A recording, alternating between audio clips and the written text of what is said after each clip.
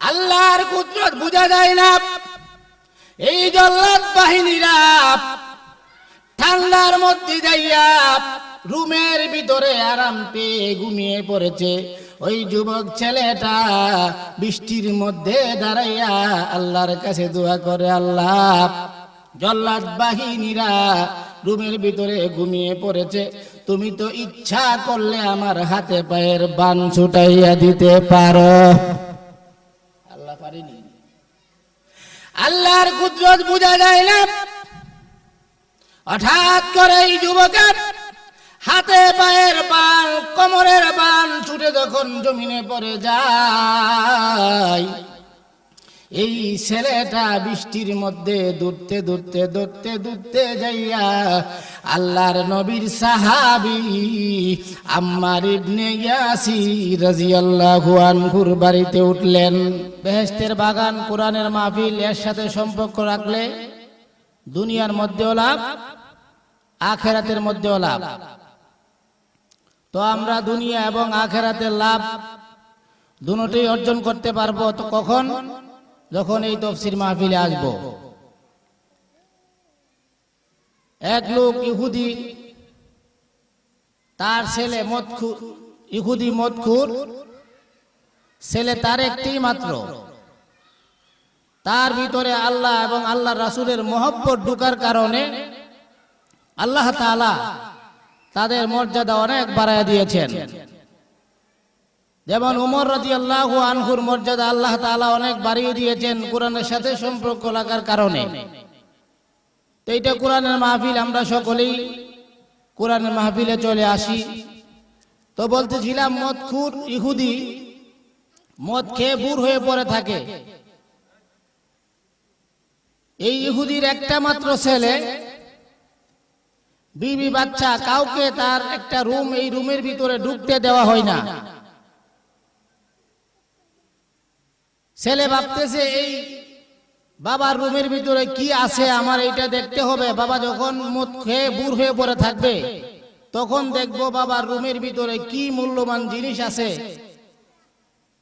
বাবা যখন মদ খেয়ে বুর হয়ে পড়ে রয়েছে, ঠিক এই সময় ছেলে যায় তার বাবার রুমের তালাটা ভেঙে দেখে, তালা ভেঙে একটা আলমারি, আলমারির ভিতরে একটা কাগজের টুকরা।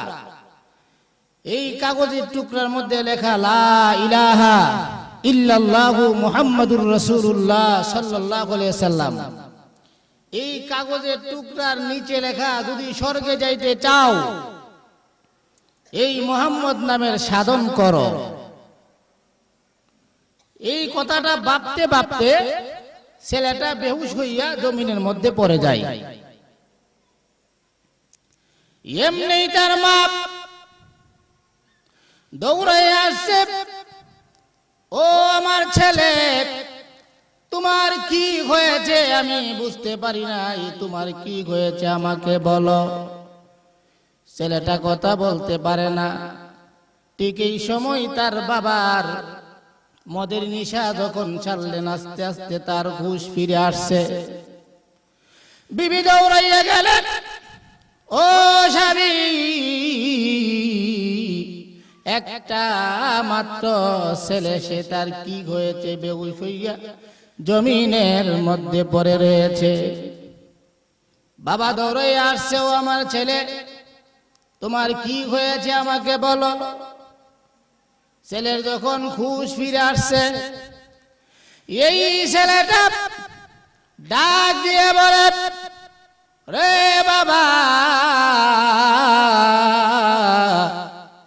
তোমার রুমের ভিতরে যে আলমারি, আলমারির ভিতরে একটা কাগজের টুকরা, এই কাগজের টুকরার মধ্যে লেখা লা ইলাহা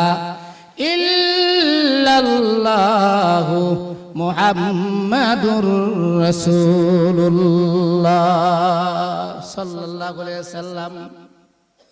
রে বাবা, এই কাগজের টুকরার মধ্যে লেখা লা ইলাহা ইল্লাল্লাহ মুহাম্মাদুর রাসূলুল্লাহ। ও বাবা, এই মুহাম্মদ নামের আগুন আমার অন্তরে লেগে গেছে। এমনি বাবা এই ছেলেটাকে মারধর করতে শুরু করেছে। ও আমার ছেলে, তোমার অন্তর থেকে মুহাম্মদের নাম বাদ দিয়ে দাও। এমনি ছেলেটা ডাক দিয়ে বলে, রে বাবা, যতই আমাকে মারধর করো না কেন, কিন্তু মুহূর্তের জন্যও আমি আমার অন্তর থেকে মুহাম্মদের নাম বাদ দিতে পারি না। এমনি তার ছেলেকে শাস্তি দেওয়ার জন্য তার জল্লাদ বাহিনীকে ডাকলেন, ও আমার জল্লাদ বাহিনীরা, আমার এই ছেলে মুহাম্মদের নাম নিয়েছে, তাকে মারধর করে শাস্তি দিয়ে তার অন্তর থেকে মুহাম্মদের নাম বাদ দিতে বলো। এমনি তার জল্লাদ বাহিনীরা এসে ওই ছেলেটাকে নিয়ে একটা গর্ত করে এই গর্তের মধ্যে ঢুকাইয়া এই ছেলেটাকে মাঝে মধ্যে একটা রুটি দেই আর জিজ্ঞাসা করে, ও যুবক, তোমার অন্তর থেকে মুহাম্মদের নাম বাদ দিছো কি না?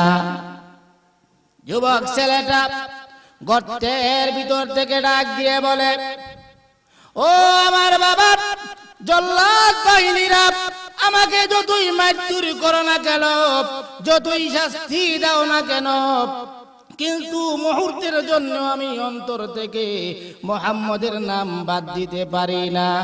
জল্লাদ বাহিনীরা ভাবতেছে তাকে এই শাস্তি দিলে হবে না, আরো কঠিন শাস্তি দিতে হবে। জল্লাদ বাহিনীরা তাকে গর্ত থেকে উঠাইয়া একটা পাহাড়ের কিনারে নিয়ে যায়, জঙ্গলার কিনারে নিয়ে যায়।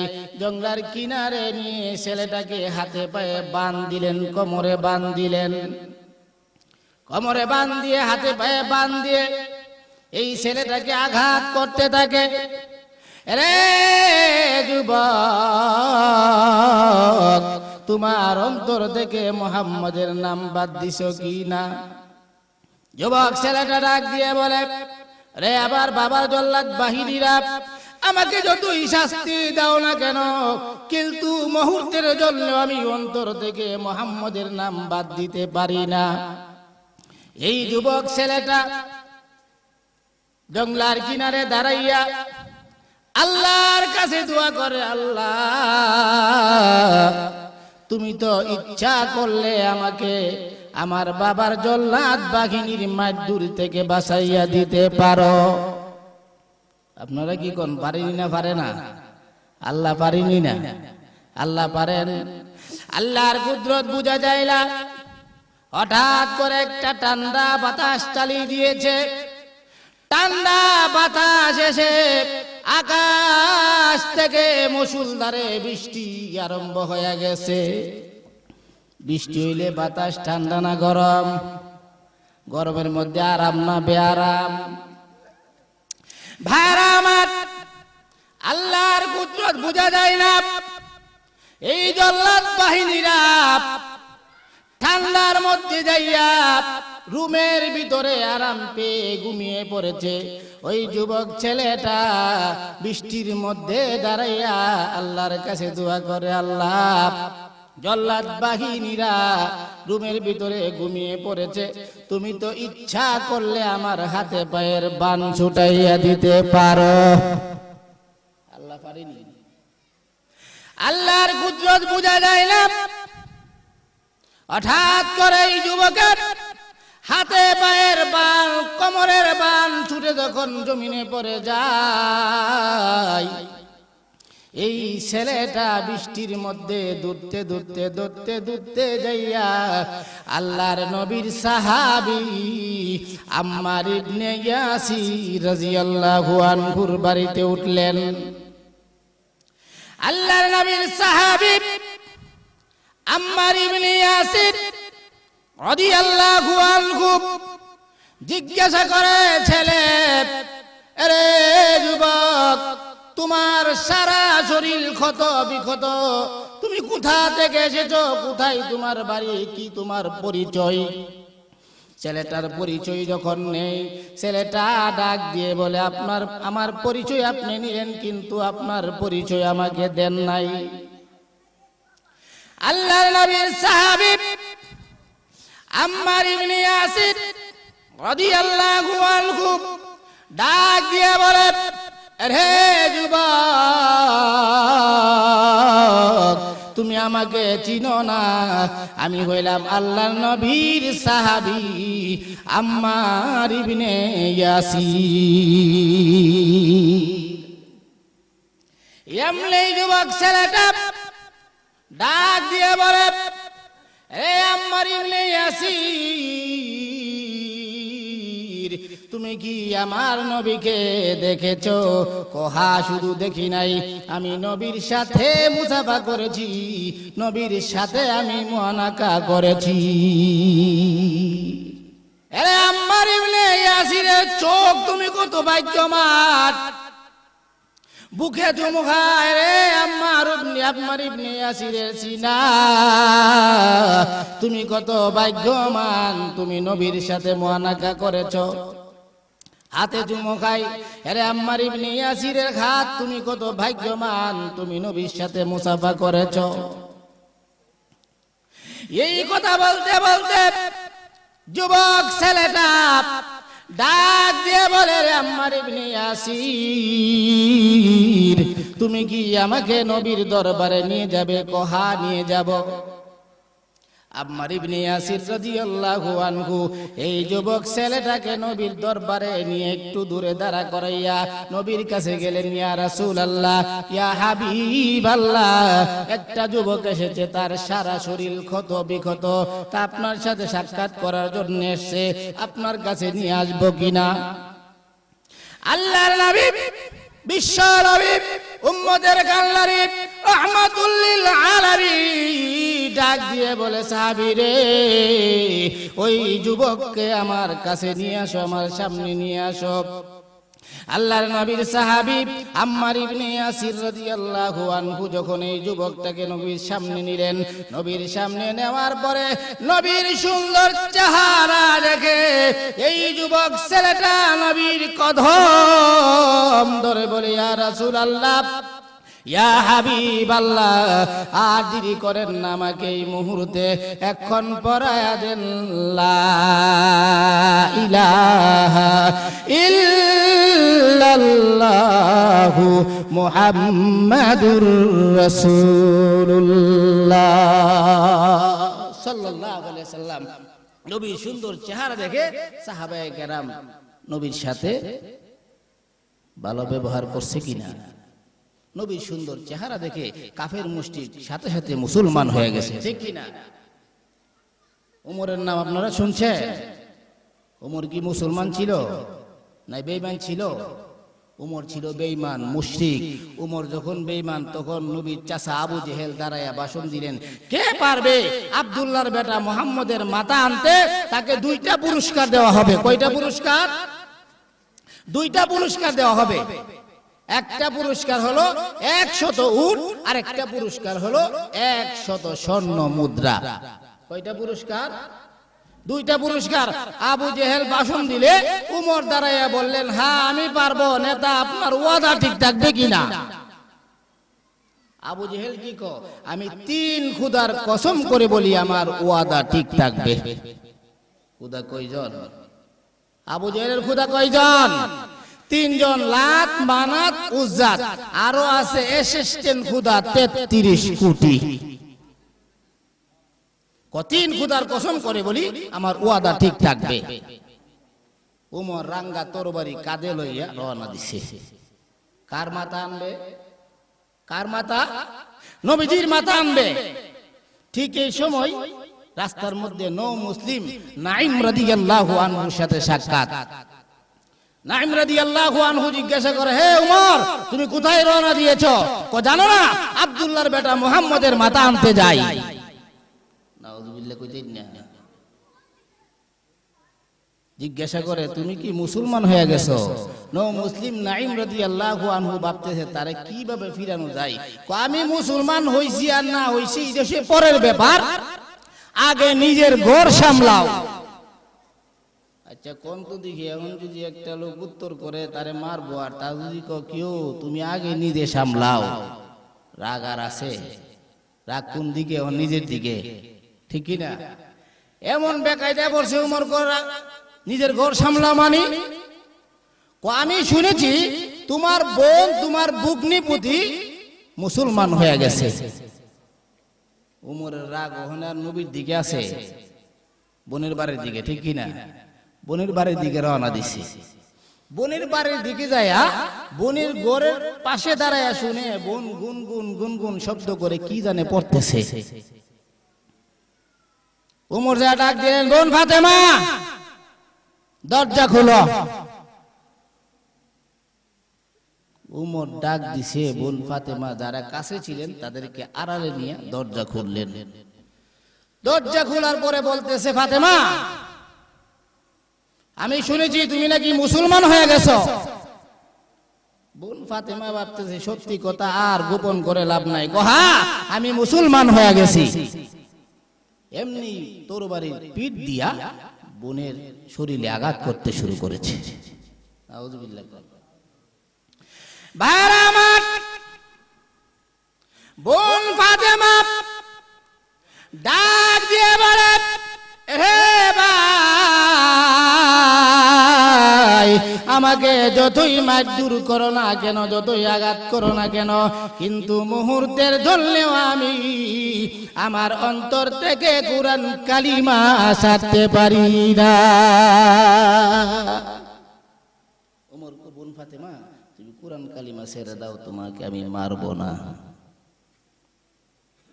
বোন ফাতেমা ডাক দিয়ে বলে, রে ভাই তুমি আমাকে যতই মারধর করো না কেন, যতই শাস্তি দাও না কেন, কিন্তু মুহূর্তের জন্য আমি কুরআন কালিমা ছাড়তে পারি না। বোন আর ভাই তো রক্তের সম্পর্ক। বোন ফাতেমা তোমাকে আমি মারবো না। ফাতেমা একই কথা বলতেছে, না আমাকে যতই শাস্তি দাও, যতই মারধর করো, কিন্তু আমি কুরআন কালিমা কখনো ছাড়তে পারি না। ঈমান শক্ত না নরম? আমরার মতো। ভাইরা আমার, উমর ডাক দিয়ে বলে, হে বোন আমি তোমাকে মারবো না, তুমি আমাকে কি জানে সে পড়তেছিলে তুমি ঘরের মধ্যে গুনগুন শব্দ করে আমি শুনতেছিলাম, এটা আমার হাতে দাও। বোন ফাতেমা ডাক দিয়ে বলে, রে ভাই এইটা তোমার হাতে দেওয়া যাবে না, এইটা হলো আমার আল্লাহর কুরআনের টুকরা, এটা আমার আল্লাহর কুরআনের টুকরা, এইটা তোমার হাতে দেওয়া যাবে না। কেননা তুমি হইলা মুশরিক বেঈমান, আমার আল্লাহর কুরআন হলো পাক, ঠিক কিনা? এমনি ওমর ডাক দিয়ে বলে, হে বোন ফাতেমা এটা আমার হাতে দাও। উমর এই কথা বললে বোন ফাতেমা বলতেছে, ভাই এইটা তোমার হাতে দেওয়া যাবে না, কেননা তুমি গোসল করে আসো, পাক হয়ে আসো। উমর গোসল করে আসলে এই কাগজের টুকরাটা উমরের হাতে দিছে। এদের ভাষা কিন্তু আরবি ভাষা, মাতৃভাষা আরবি। উমর কুরআনের টুকরাটা হাতে নিয়ে পড়তে শুরু করেছে। সুবহানাল্লাহ। তাহা মা আনজালনা আলাইকাল কুরআনা লিতাশকা ইল্লা তাযকিরাতাল লিমান ইয়াখশা তানজিলাম মিম্মান খালাকাল আরদা ওয়াস সামাওয়াতিল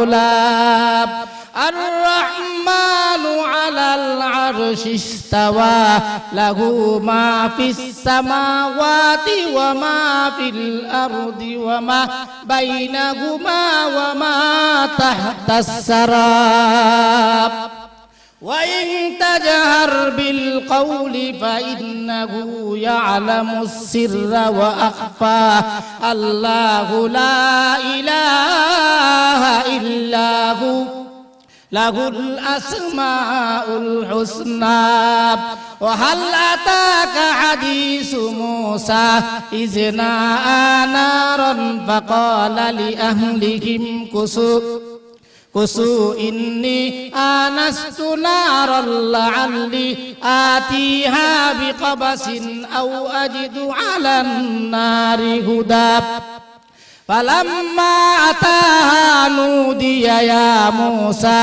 إني أنا ربك فاخلع عليك إنك بالوادي المقدس طوى সবে মাত্র নাজিলকৃত সূরা তাহাজন পড়তে শুরু করছে উমরের মন পরিবর্তন হইয়া যায় উমর ডাক দিয়ে বলুন ফাতেমা তুমি কি আমাকে নবীর দরবারে নিয়ে যাবে সুবহানাল্লাহ কোন মন পরিবর্তন হইছে কিনা আমাকে নবীর দরবারে নিয়ে যাবে কোনা আমি তোমাকে কখনো নবীর দরবারে নিয়ে যাব না কেন না তুমি নবীর কাছে যাইয়া নবীর সাথে বেয়াদবি করবে আগে করছে কিনা এখন করবে কিনা না তুমি যাই আমার নবীর সাথে বেয়াদবি করবে তোমাকে আমি নবীর কাছে নিয়ে যাব না ওমর বলছেন বোন ফাতেমা আমি কসম করে বললাম আমি নবীর কাছে যাইয়া কোন রকম